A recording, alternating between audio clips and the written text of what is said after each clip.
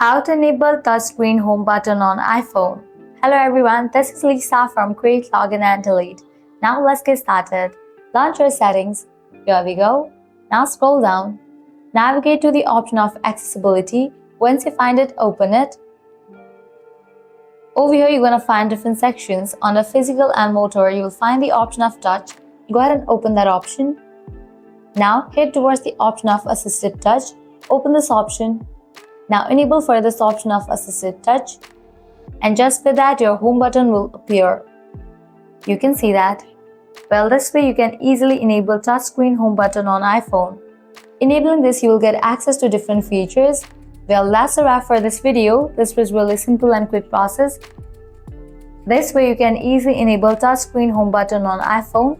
At the end, if you guys find this video helpful, don't forget to like, share and subscribe to our channel. Thanks for watching.